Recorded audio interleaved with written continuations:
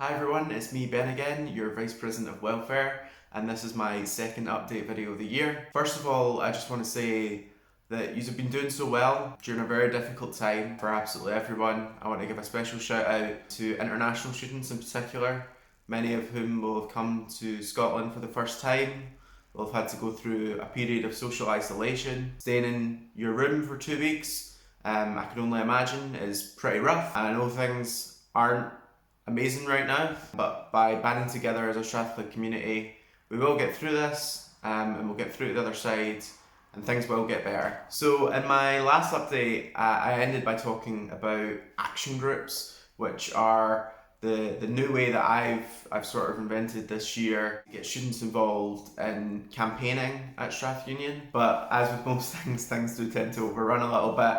But I am happy to say that action groups are now live. So we'll start off with the first action group, the cost of learning action group, which basically looks at everything to do with student costs. And one of the biggest costs for a lot of students at Strathclyde is obviously tuition fees. And we did come to somewhat of a resolution. The university brought in COVID-19 scholarships, which I think, is a good step for students facing severe financial hardship, really struggling to pay their tuition fees. However, I'm well aware that that's not what most of our students were asking for, or what the student exec was seeking as a resolution. We were seeking across the board fee reductions because in a time where your learning experience is predominantly online, and when your university experience is so hampered by COVID-19, when we're in a time of severe financial difficulty for students, it's morally wrong to continue to charge what are already extortionate tuition fees for courses that you can get from places like the Open University for far cheaper. So I don't think this is a fight that is done, right? But I think it really highlights the need for action groups, the need for students to get involved in campaigning. So what we actually need to do now, because the student executive have put the pressure on over the summer and we've managed to get COVID scholarships, but I don't think that's the end of where we need to go, and I don't think that's where you folk think we need to go. We need to pile the pressure on the university. It needs to go beyond just the six of us as your student executive.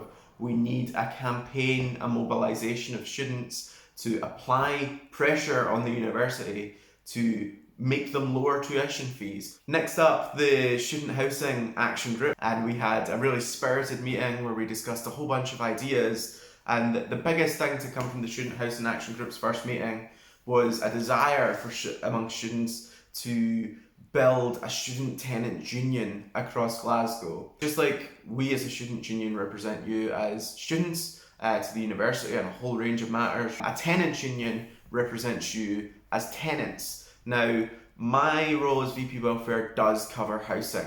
I represent all of the students who live in student accommodation at Strathclyde, but the issues with private providers are best tackled at a citywide level, and following the examples of students in Stirling and students in Aberdeen, we are going to build a Glasgow-wide student tenants union. So over the last couple of weeks, I've been working with students across Scotland via Student Tenants Organise, which is an offshoot of Living Rent, Scotland's tenant union, as well as students at Glasgow University and other institutions across Glasgow. And finally, last but not least, the Mental Health Action Group. Now more than ever, it's important for the university to invest in our counselling service, invest in preventative measures to reduce stress on students. And to be honest, I don't think they've really been doing that recently with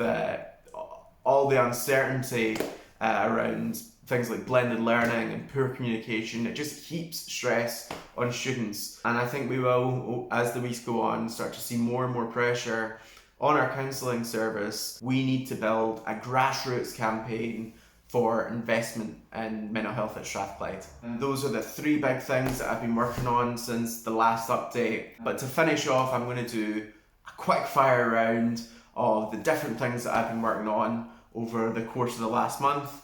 So it was Mental Health Awareness Day. As a student union, we organised a bunch of events in the run-up, like yoga classes. We launched the Strathclyde Wellbeing Society. We launched the Mental Health Action Group. We passed the Student Mental Health Agreement at the last Parliament, and we're going to get straight into drafting the 2028 version of the Student Mental Health Agreement. I passed the Student Health Act, which commits the union to basically look more into the physical, sexual and mental health of students at Strathclyde. And on that matter, we have a sexual health survey going out sometime this month. I held a mature students forum which brought mature students across campus into the fold, and we discussed issues such as the Mature Students Association, what more the union can do for mature students, what more I can do as your VP welfare. It was a really positive space, and I want to thank all the mature students who came along. I wrote a letter to College Land Student Accommodation after some issues, to say the least,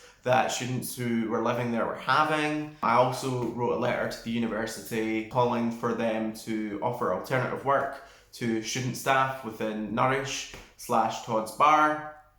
I reformed the Strathunion Welfare Committee, which has been inactive for a number of years. I'm working with colleagues in Advice Hub to write a new role description for a wellbeing advisor. We're hoping to get money from the university to fund such a position. And finally, last but not least, I've been given the nickname of VP Website because I was the student exec lead on the new Strathunion website, which I hope you'll all agree is significantly better than our former website.